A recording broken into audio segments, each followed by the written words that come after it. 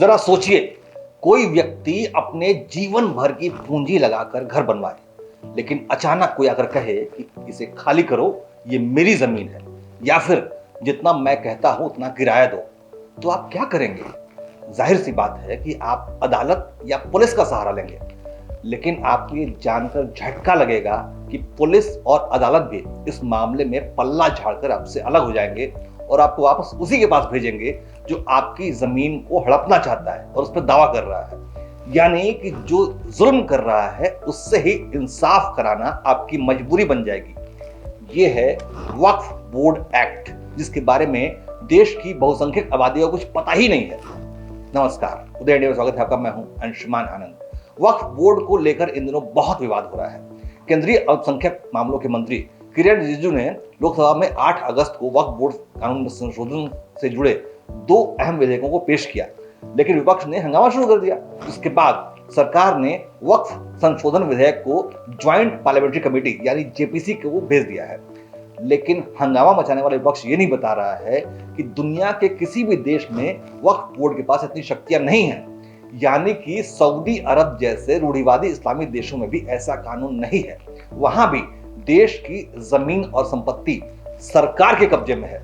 लेकिन कांग्रेस के द्वारा दिया हुआ यह काला वक्फ कानून आज भी हमारे देश के नागरिकों के मौलिक अधिकारों का हनन कर रहा है, वो भी एक मजहब विशेष के नाम पर। खास बात यह है, इस काले कानून के पीड़ितों में हिंदू, मुस्लिम, ईसाई सब हैं, लेकिन आज तक इनकी गुहार सुनी नहीं गई। और अब जब मोदी सरकार ने वक्फ एक्ट में संशोधन का फैसला किया है तो हंगामा मचाया जा रहा है और इसे मजहब पर हमला करार देकर जनता को भड़काने की कोशिश की जा रही है। आजादी के बाद भारत में वक्फ एक्ट 1954 नेहरू सरकार लेके आई थी। साल 1995 में एक्ट में कई संशोधन किए गए। इसके बाद शुरू हुआ वक्फ बोर्ड के फैलने का दौर। इस कानून में एक के बाद एक करके कई संशोधन किए गए और वक्फ बोर्ड को असीमित ताकत प्रदान की जाती रही, जिसके बाद ये किसी की भी संपत्ति छीनने के अधिकार से लैस हो गया। साल 2013 में कांग्रेस की सरकार ने जाते जाते वक्फ बोर्ड को असीमित शक्तियां दे दी। वक्फ बोर्डों को संपत्ति छीनने की असीमित शक्तियां देने का अधिनियम में संशोधन किया गया, जिसे किसी भी कोर्ट में चुनौती नहीं दी जा सकती थी।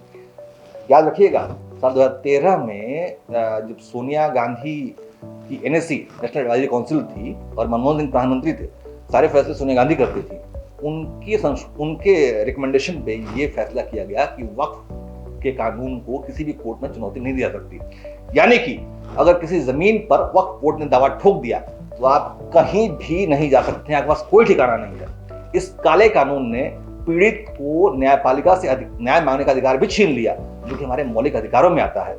देश में किसी भी अन्य धार्मिक संस्था के पास ऐसी शक्तियां मौजूद नहीं है। वक्फ अधिनियम 1995 की धारा 3 स्पष्ट रूप से कहती है कि अगर वक्फ सोचता है, गौर करिएगा कि वक्फ सिर्फ सोच भी ले कि अगर कोई जमीन वक्फ की संपत्ति है तो वक्फ बोर्ड को इस संबंध में कोई सबूत देने की जरूरत नहीं है। उन्हें क्यों लगता है कि ये जमीन उनके स्वामित्व में आती है, ये भी उसको बताने की जरूरत नहीं है, न ही कोई अदालत की सुनवाई करेगी।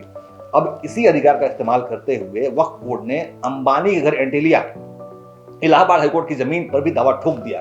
तो सोचिए आम आदमी की बिसाथी क्या है। पिछले साल वक्फ बोर्ड ने तमिलनाडु के एक हिंदू बहुल गांव पर दावा ठोक दिया और कागज भी बदल दिए गए।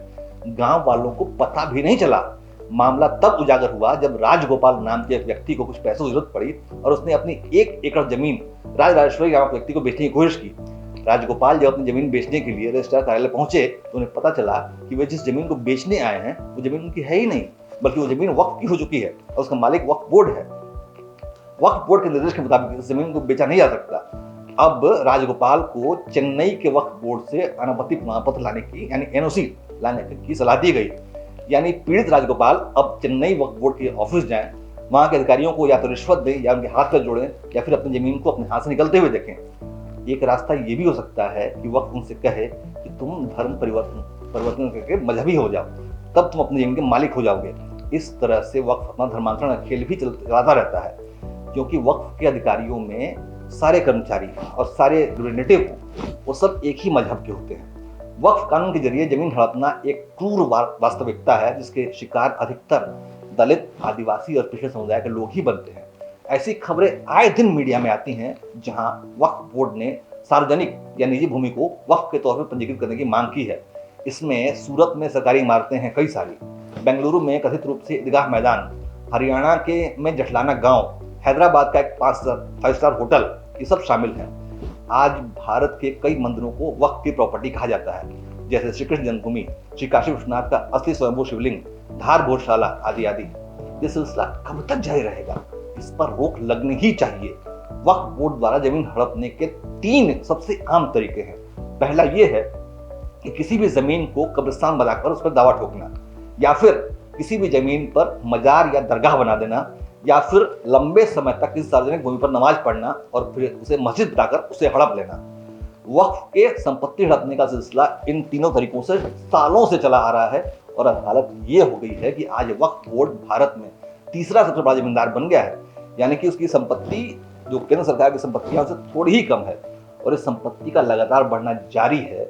आप यकीन मानिए कि अगर ये सिलसिला चलता रहा ऐसे ही तो वक्फ बोर्ड इस भारत का सबसे बड़ा जमींदार बन जाएगा और भारत सरकार उससे पीछे हो जाएगी। वक्फ मैनेजमेंट सिस्टम ऑफ इंडिया के अनुसार 2022 तक देश के सभी वक्फ बोर्डों के पास कुल मिलाकर 8,54,509 संपत्तियां हैं, जो कि लगभग 8 लाख एकड़ से अधिक जमीन पर फैली हुई हैं। अब केंद्र की मोदी सरकार ने इसमें संशोधन करने के लिए बिल वो कोशिश कर रही है, वो लाई है, लेकिन हंगामा हो रहा है। अब संसद में कितनी पार्टियां सरकार का समर्थन करती हैं और कितना विरोध, ये एक दिलचस्प मामला है। लेकिन ये जरूरी है कि इस तरह का काला कानून भारत जैसे लोकतांत्रिक देश में इसको एलिमिनेट किया जाए, पूरी तरह से हटा दिया जाए। इसे कांग्रेस ने चोर दरवाजे से लागू कराया था, जो कि एक तरह से देशद्रोह था।